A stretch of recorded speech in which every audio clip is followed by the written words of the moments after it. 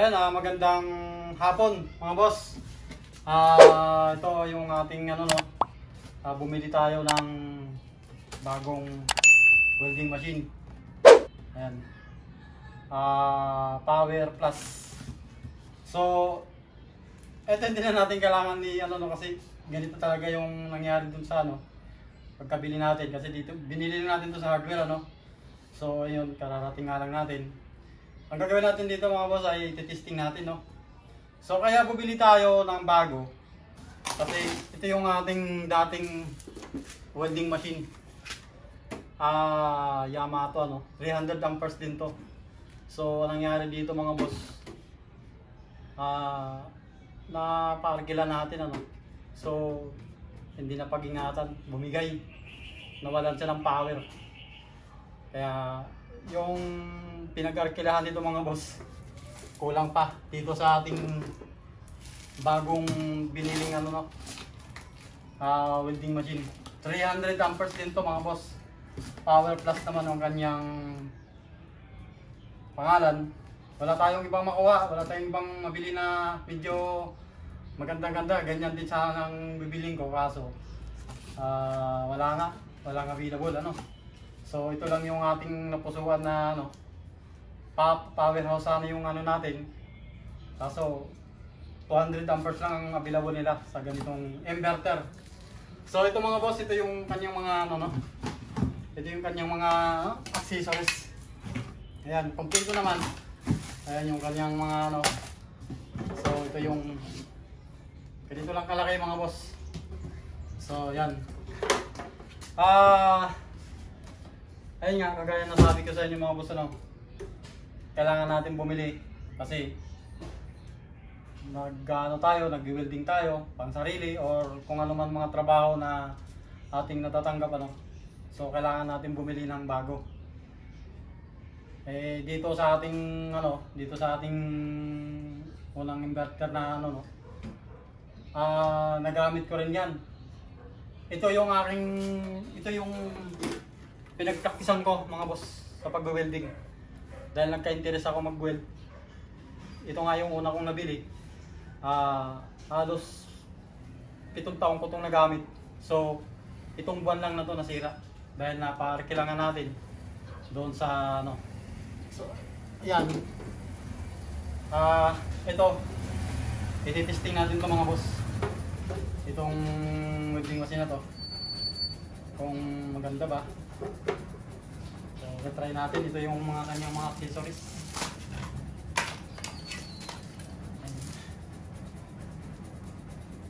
Try natin mga boss.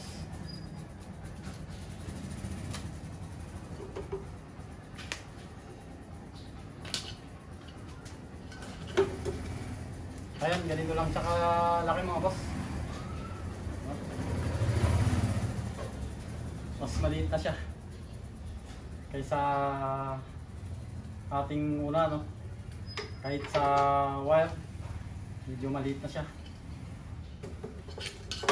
Ayan, pakiabot ka na ko dyan yung welding rod doon sa likod, doon sa likod sa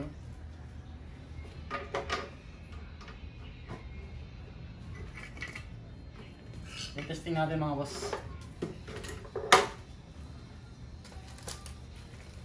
Ayan, meron pa nga tayong nabili mga boss. Ito gamit ko pa dyan. Ito yung dati kong ginagamit dyan. So ayan, i-testing natin to.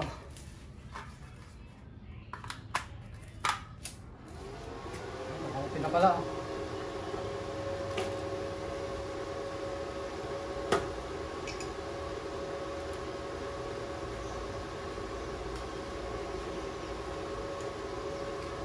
So ayan mga boss, testing natin dito. Ayan.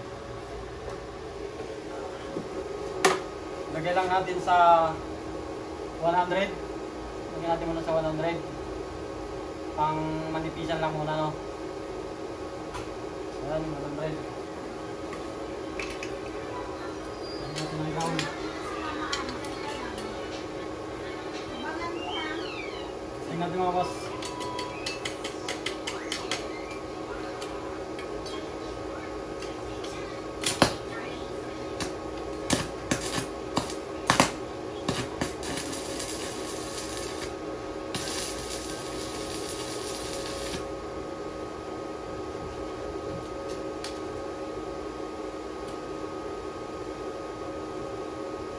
So, okay. Lakas din. Ayun mga boss, ano lang to, 100, ano lang to, ano tayo sa 100 ano no. Pero ang lakas na. Maganda tumunaw naman.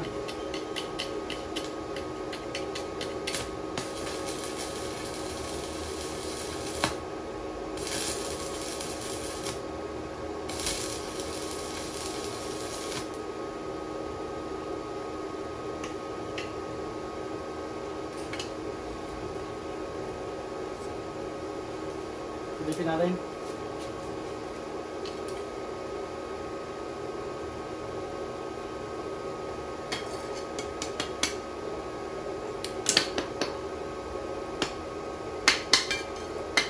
Init.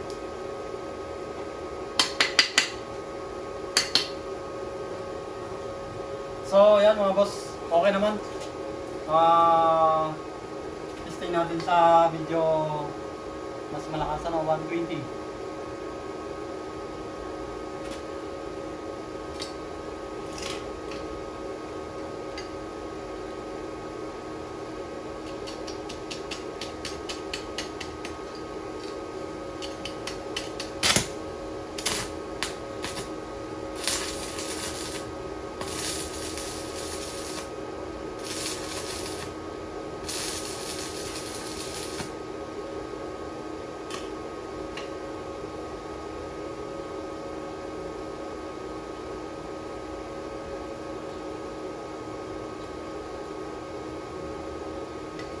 Ayos mga boss. Good. Medyo maasahan natin to mga boss. Ayan. Okay siya sa ano, sa 125 ngayon, no? Ayan mga boss. Ito yung ano niya.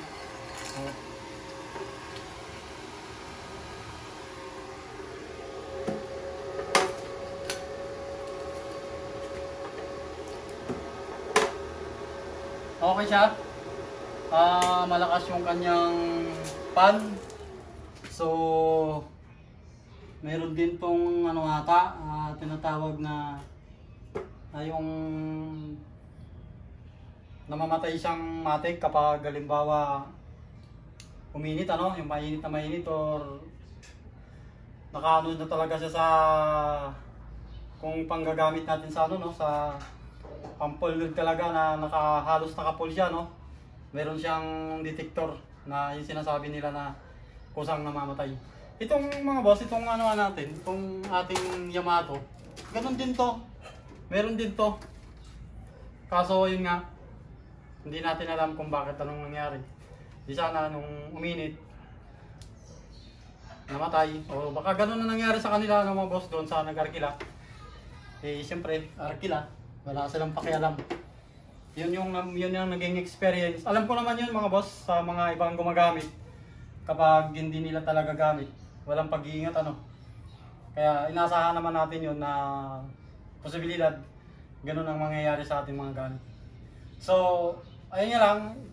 Tip ko lang nga sa inyo, ano, mga boss, no. Kagaya sa atin ng mga ganitong mga inverter. Sa akin lang talagang hindi ako gano'ng nagpapahiram sa mga ganitong gamit. Dahil siyempre, iba ang gamit ng iba, ibang gamit natin.